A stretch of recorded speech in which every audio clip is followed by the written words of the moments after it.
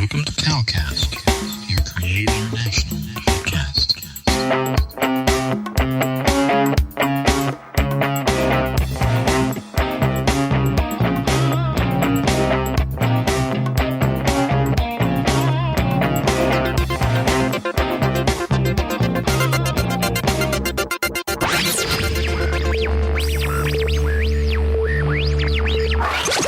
God Network News, where we give you a new perspective on events happening in our world today. This is GNN.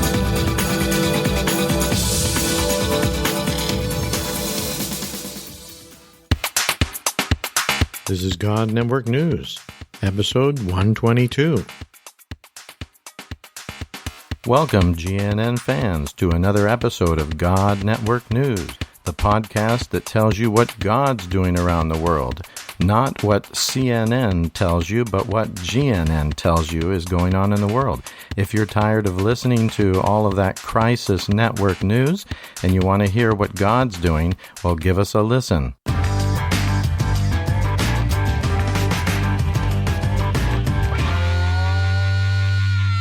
Carol and I were recently at a conference, which was a special international gathering of people from an organization that focuses specifically on sharing the gospel with Muslims around the world. And we met this wonderful brother who we'll call Jack. And Jack told us some amazing stories of his work in Indonesia. Indonesia has 300 plus different languages, 1,000 different islands in that archipelago. There's people just scattered everywhere.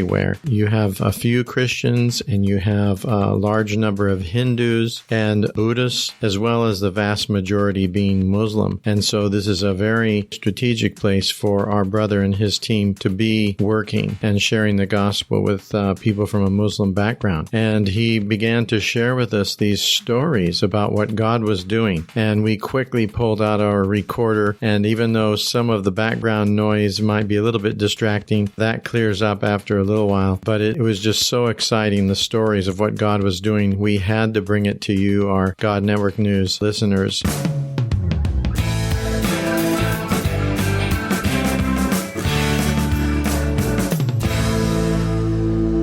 So I did what all good spiritual men do, as I'm sure, Carol and Calvin have experienced this, that when men are losing their way spiritually, they go get their wives, right? Right? So I went down and I got my wife and brought her up to the rooftop.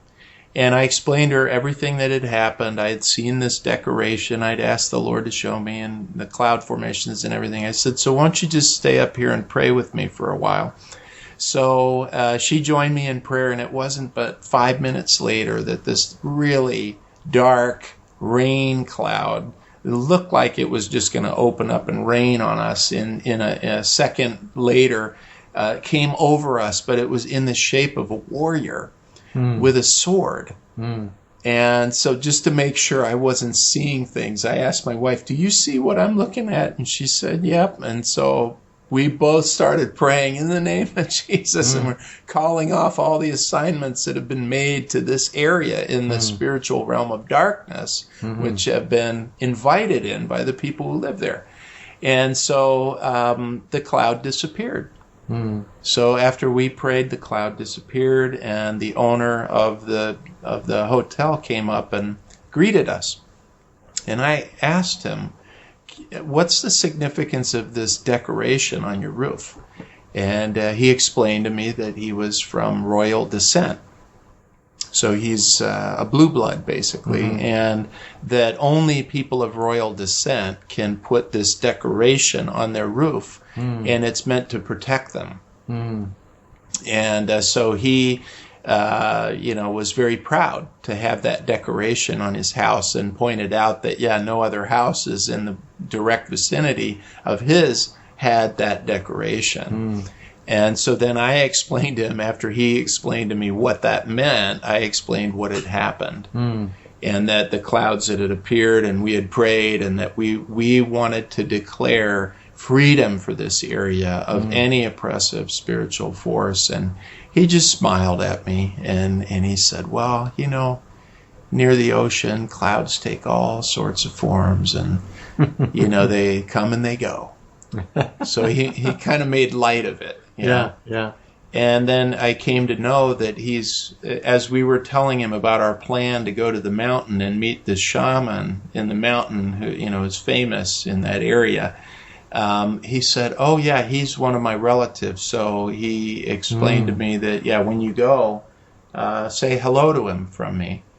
And he gave me his name, which he also let me know you never say his name in the neighborhood. Right. So don't say his name in the neighborhood. And actually, you have to visit the village chief, who's a different person, before you visit him. I said, great. Okay, so, we didn't know how to get there. So we used Google Maps to get to the area, the area where the shaman lives. Okay. Oh, boy.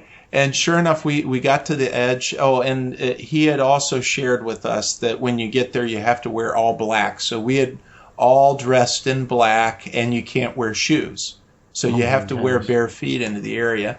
So we used Google Maps, and we wound up at this. It came to an area where it had a sign that said, don't go into this area unless you're wearing all black, and you don't wear shoes, and you can't bring any technology in.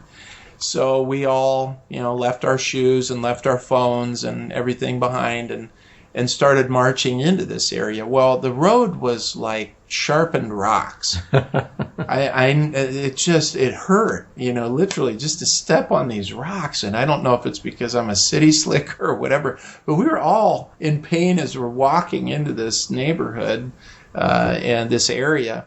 And on the way in, I was asking several people in the homes on the way in, where's the head of the village's house? And they all would just point up, it's up there. And so we kept going further in and further in, thinking, it just must be right here. And so we got so far in that actually I was in front of a house that looked like it might be the head of the village. And so an elderly lady came up to me and said, so, what are you here for? And but she was speaking the local dialect. Right. She didn't actually speak the language of the country, right? Which is the language of the education in the country as well. And so she got a younger lady in the tribe to come over, and I said, hey, we're here to, we want to report to the village chief, because we're here to see. And then I said the name that you weren't supposed to say. The shaman, and her face just went sour. The old lady, they went off and talked in a corner, and it was just a mess. I'm thinking I must have just made a huge mistake here, but I thought I was in front of the house of the chief of the village. And so at about that time, these two men came walking up. They were wearing the traditional dress that we had seen in photos that this people group wears, and it's a black headdress and all this. And they walked up and asked what was going on, and, why are you here, and how did you get in? And I explained, we came in from over there, and he looked quite confused because he had come from the opposite direction. And he explained, that he was bringing his friend, and so then after he asked me, what are you all here? What are you here to do?